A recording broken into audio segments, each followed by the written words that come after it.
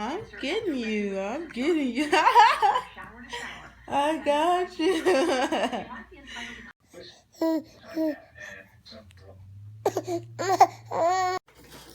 Okay, so I really wanted to take my time doing this part of the evidence, but I could just feel in the spirit so many people plotting on me and my children. I am pregnant. I haven't been given medical care. And it's people that want to try to find anything they could try to say about me while my pregnancy is being denied, to try to blame all of this abuse that this white male has done to me and my pregnancy on me. So let me just go on ahead and get into some of this evidence, because my son was taken from me and people are plotting on the child that I'm carrying while turning around and lying and trying to say that they didn't even know I was pregnant. And no, that's not finna go down. And it's too many people. Like, really, I really don't have nobody really in my corner but Jehovah and Jesus Christ. I'm going to just be real with you. That's how bad it is. That's how quick somebody will plot on you and turn on you and think they got you in the net. You know what I'm saying? So, okay.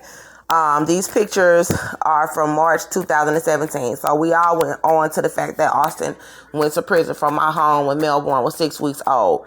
He was arrested from my apartment December 20th, 2016, and he went to TDCJ for assault January 2017.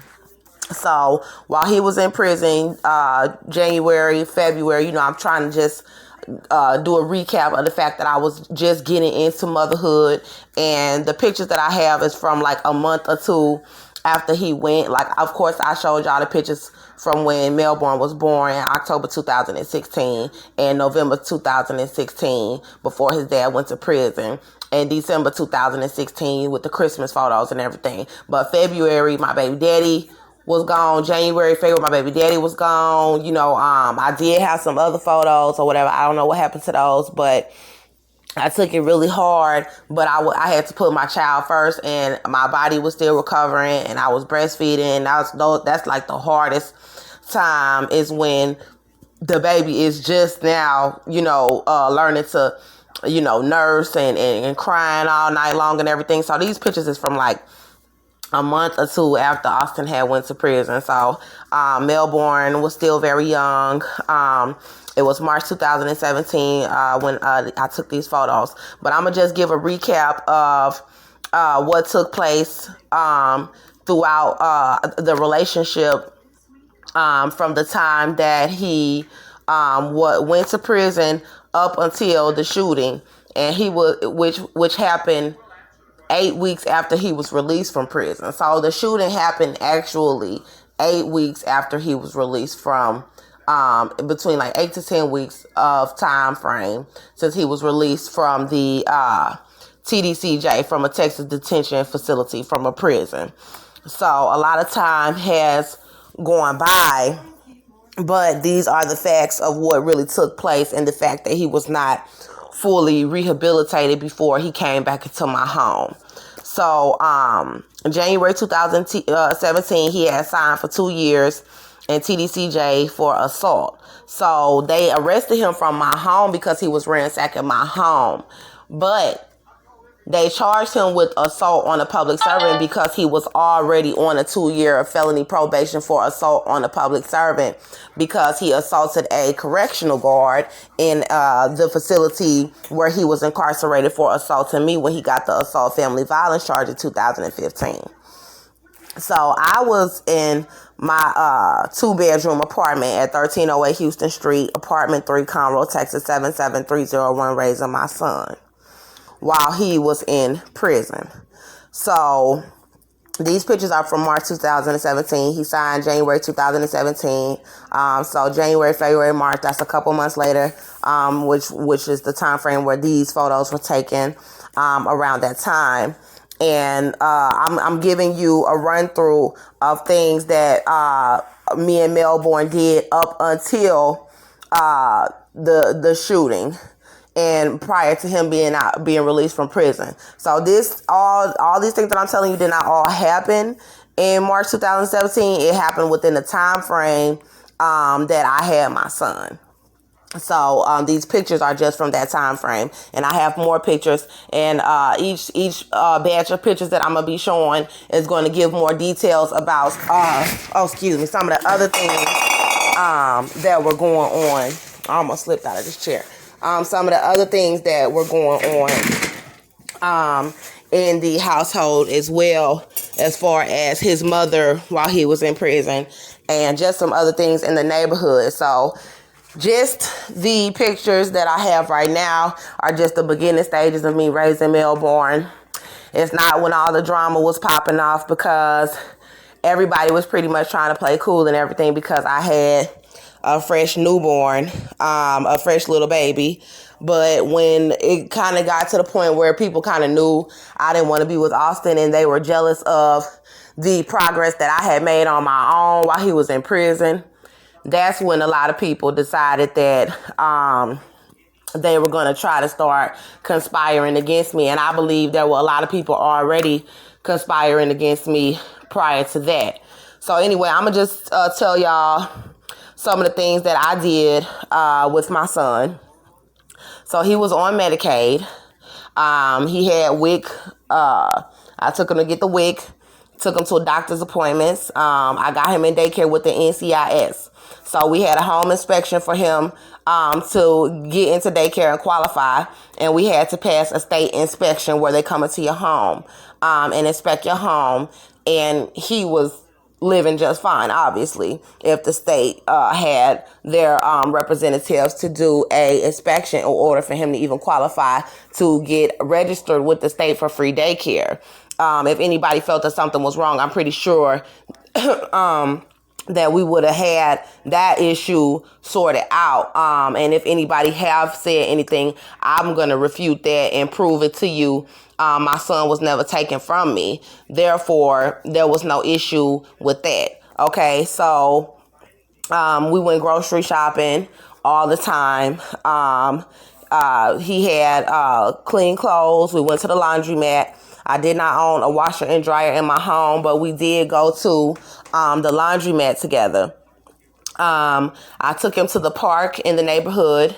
There was a park kind of like a few blocks across the street, and I would take him to the park, and I would put him on the swing. And like I said, all of this did not happen in March 2017, but I'm just giving you a rundown of some of the things that I did do with my son, because the next videos of evidence, we're going to kind of get into some of the nitty gritty things that was happening with the adults around that time. So I kind of need to just do a little rundown of the things that I did with my son as a parent first. I took him to play outside. I took him to the park, like I told y'all, and he loved to go to the park. He would walk at the park. He learned to walk in the grass at the park. Like I took him in his stroller, and he just loved the park. He got on the little stuff with the other kids. I took him to play outside like every day for around lunchtime or right before lunchtime.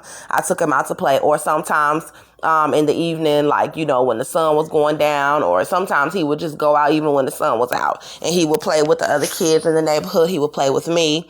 He had a pretty good life. I fed him breakfast, lunch, dinner, snacks every single day. So in the morning time, we woke up 5, 6 a.m., and I always cooked him breakfast. Melbourne was never really the type of kid to like any sort of processed things. Like sometimes he would eat some chicken nuggets or some french fries here and there, but he really likes home cooked food. So I always cooked him breakfast. I always cooked him cheese eggs with turkey bacon and cereal and juice in the morning. And he loved it. For lunch, he always ate lunch, and he would eat different things for lunch. Like sometimes, he would eat pizza, or he would eat chicken nuggets, or he'd have french fries or potatoes or fish or hamburger, like depending on which stage he was in, because I would have to feed him the baby food at first, but he didn't really like it. So I would have to get a blender and blend up some real meat with the baby food in order for him to like that. So, but he always ate lunch. He ate dinner.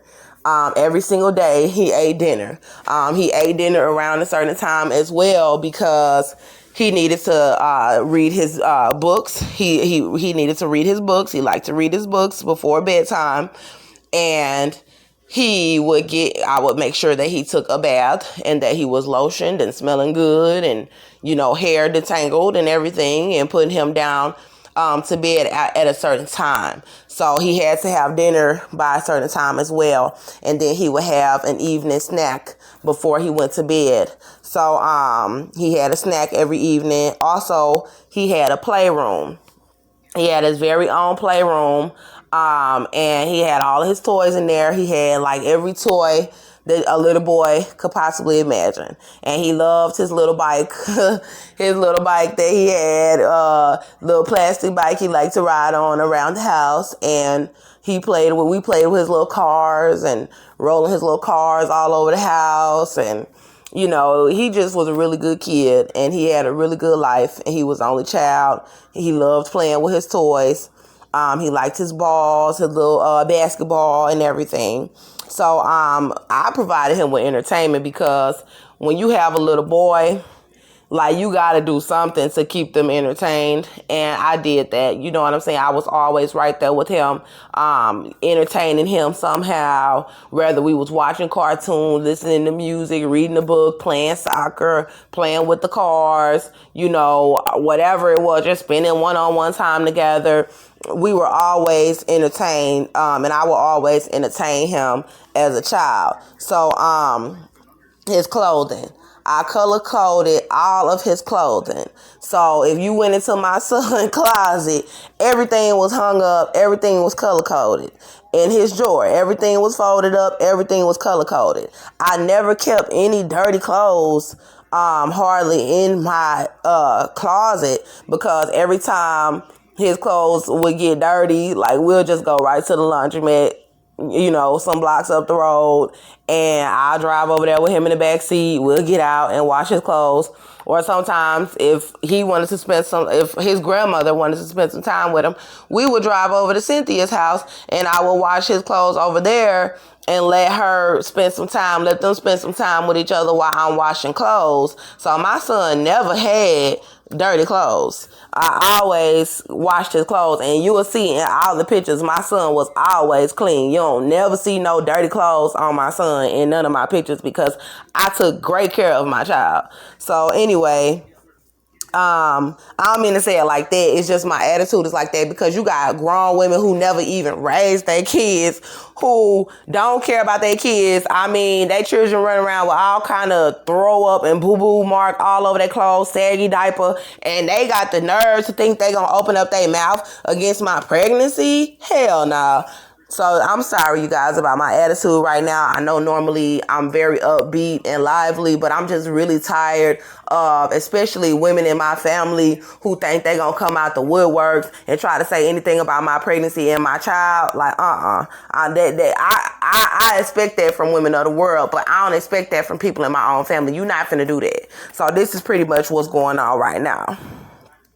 So I'll take him outside to play catch, like with his little football, and he loved to play catch. He loved to play catch. We'll be outside in the little front yard. It wasn't a lot of space, but we'll be right there playing catch with his little football, and I would have to catch him because he want to go running after the ball, and I'm like, no, let mama go help you get it, because, he didn't have no problem trying to run out into the streets, and that's why people really need to be watching my child, like, for real. But anyway, I don't mean to say it like that, but we played soccer, and he could really kick a soccer ball.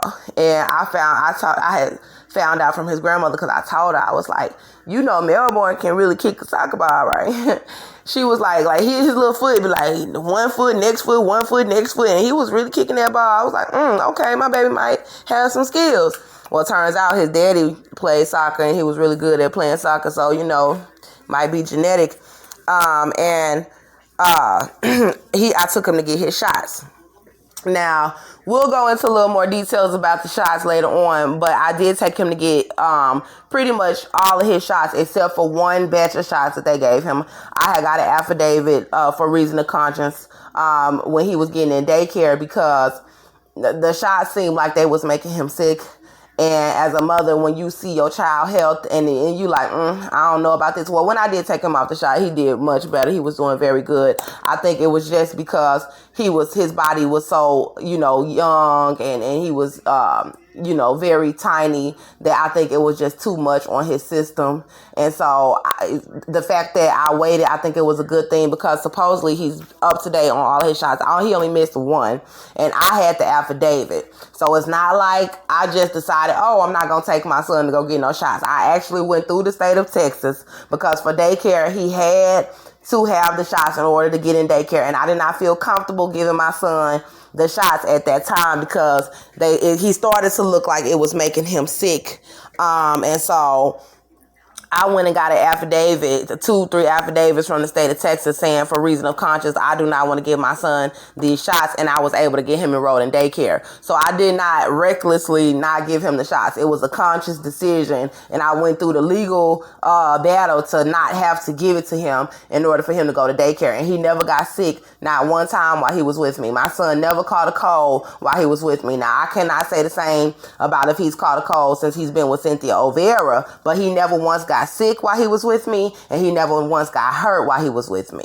I kept other children away from him while his immune system was still developing, and I kept other people away from him while his immune system was still developing. And if anybody showed me any signs of coughing or sneezing or sickness, I would not allow them around my small child while his immune system was still developing. And my son never caught a cold or anything like that while in my care, not one time. So,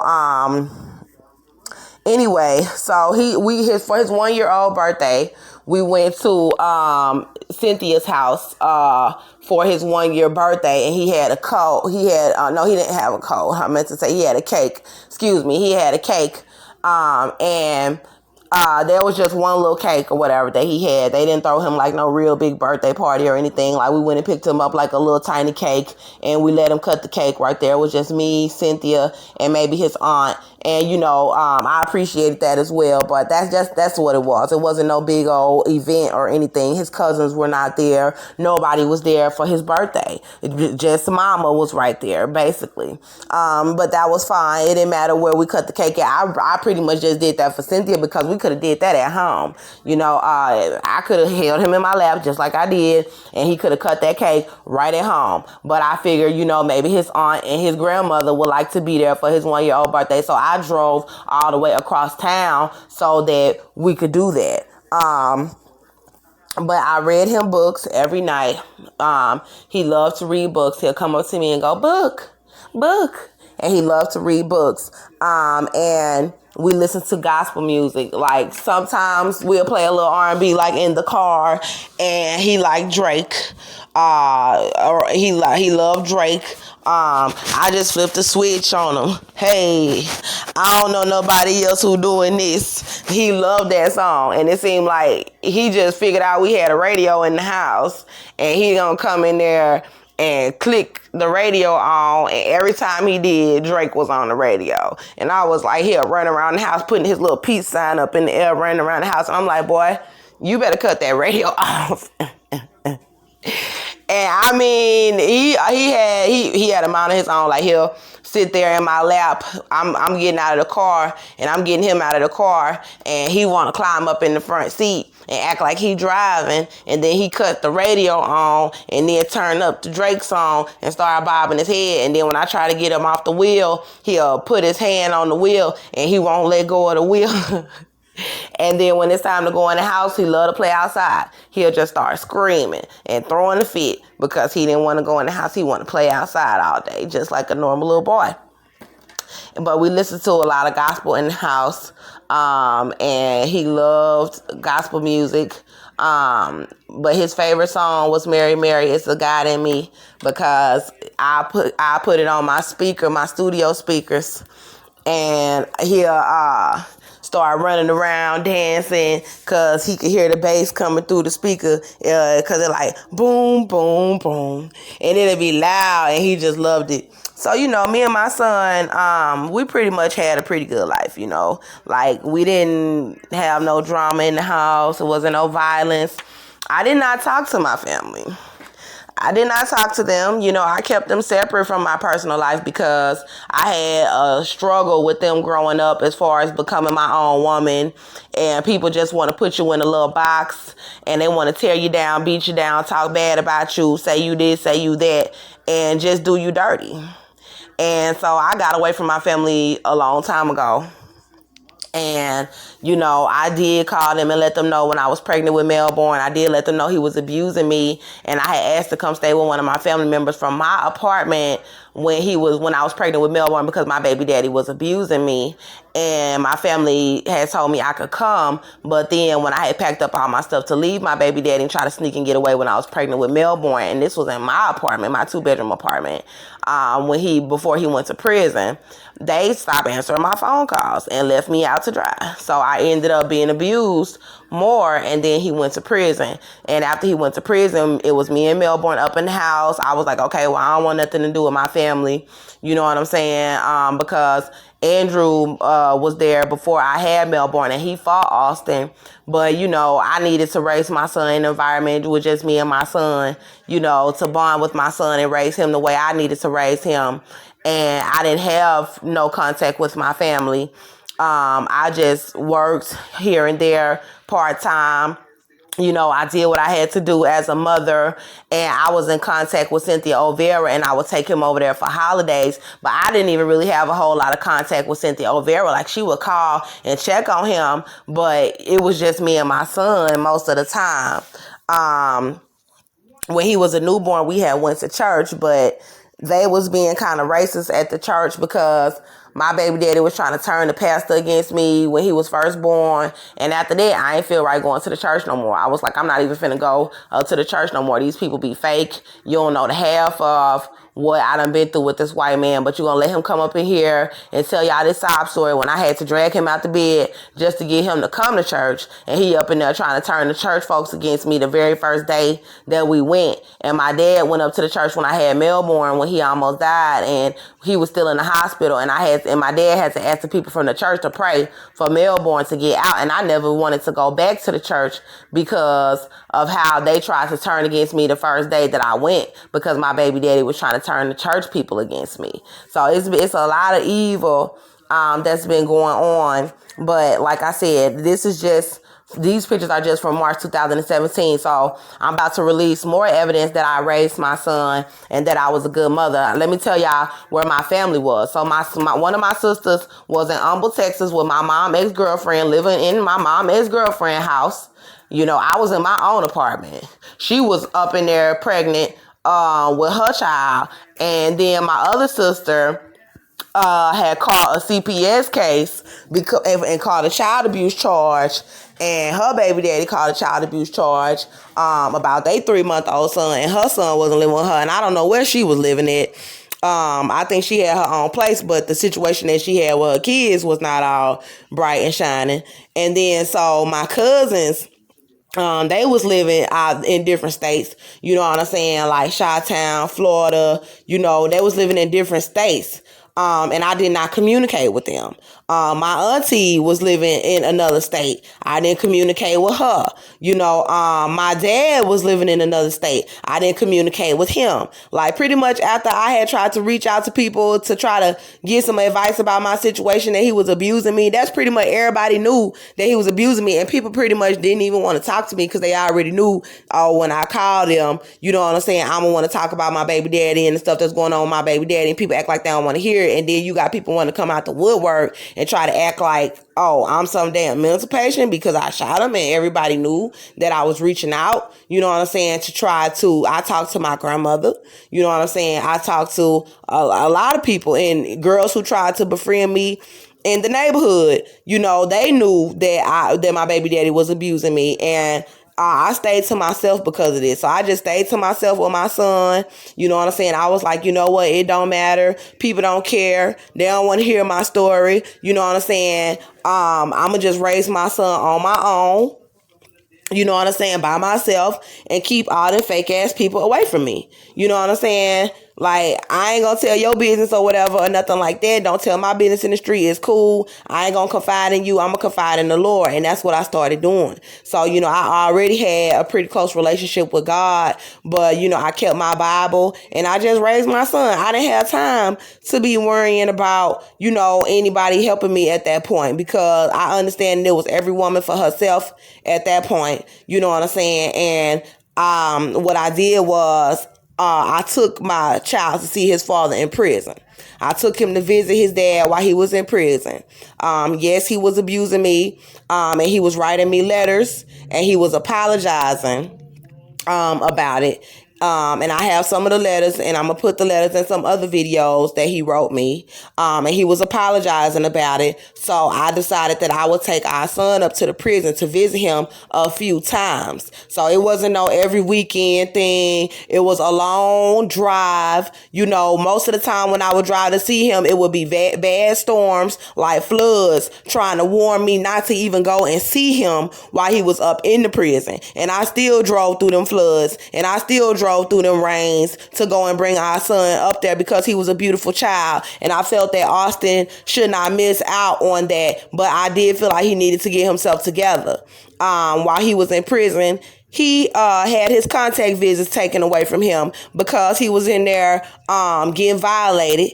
And so I don't know what everything was about that was going on in there. Lord, please protect my child, from Austin Matter. But he was in there getting in trouble, and they took away his contact visits. So the first visit where we went up there, he was able to hold Melbourne, and I was afraid to even let him hold him. I was afraid to even sit across from him without feeling like he was going to become violent with us. And then the next visit, he was behind some glass. And then the next visit, he was, no, not some glass. He was behind some sort of fence. And then the next visit, they had put him in the segregated housing units. And after that, he ended up getting out of prison. I did not go see him that many times while he was in prison. And I still did not have no contact with my family. Like, how some people call their family and be like, oh, yeah, I'm going to see my baby daddy this weekend. Oh, girl, I'll talk to you tomorrow. Hell no. It wasn't none of that. They didn't even know none of the events that was going on in my life. They didn't know when I was taking him for a doctor's visit. They didn't know when we was going to the grocery store. They didn't know when my rent was due. They didn't know if my rent was paid or not. They didn't know if my car was running. They didn't know if my baby was doing all right. They didn't know if we was going to see his daddy in prison that weekend. They didn't know if we was going to the park that day. They didn't call me to check on me and say, hey, how you doing? It was none of that. So I'm doing this to eliminate any false witnesses who think that you're going to come up and say anything about a woman in distress. After all the stuff that I've been through, and couldn't nobody stand up for me about him abusing me, but you think you're going to come forward and speak any dirt on my name after I'm trying to put this evidence out about me and my children and I'm pregnant. And if you think you're going to speak any dirt on my name, you don't even know me like that. So, all that childhood stuff, I am 30 years old. I ain't been around none of my family since my mama died. My mama died when I was 23 years old. That's 7 years. And I wasn't around them before the funeral. I was married in my home with Christopher Delaney. And he know I didn't talk to none of them either. So I don't appreciate anybody talking bad about me from my family. I just want to eliminate that right now. This don't have nothing to do with y'all. And I understand y'all didn't stand up for me when they had me in the back of that jail trying to kill me. So I don't need nobody trying to come out their mouth and say nothing about me. Ain't gonna be no false witnesses this time around. If anybody gonna be the witness, it's gonna be me. I'm just saying, because ain't nobody come forward to help me. So I need to put out there that ain't no you gonna pay me out to be no mental patient. You was not in my shoes. Ain't no you didn't know I was pregnant. Because all of them knew that I was pregnant. It word travel. And I told somebody who told somebody who told somebody when I was in the back of that jail that I was pregnant. And we're going to talk about the abuse that I've been through. We're going to talk about how much of a wonderful mother I am. That's what we're going to talk about. We ain't going to talk about the distress that this has caused me. And we ain't going to talk about anything you want to claim that I did. Because I'm tired of everybody trying to blame the black woman. Everybody always try to blame the woman anyway when they are being abused in the situation. But you're not going to sit here and blame me, an African-American woman being abused by a white male, having gone through the torture and the persecution that I have gone through. You're not going to sit here. Ain't nobody finna turn the finger on me. So I'm talking about the state, and I'm talking about my family. I'm talking about everybody, because nobody should have been calling Cynthia Olvera wondering, oh, what happened through Cynthia Olvera when I was calling y'all from that jail, from the back of that jail, telling y'all them people was back there trying to murder me and that I was pregnant. And I'm still pregnant. And ain't nobody finna come out and say, oh, well, when she was released, she did this and she did that and she, oh, hell with that. We just gonna get to the details of the fact that I'm pregnant. They denied my pregnancy and they tried to murder me and my baby in the back of the jail because my baby daddy was abusing me. That's what we gonna talk about. Ain't gonna be none of that messy ass family coming out the woodwork trying to talk bad about somebody for some white man. No, you not.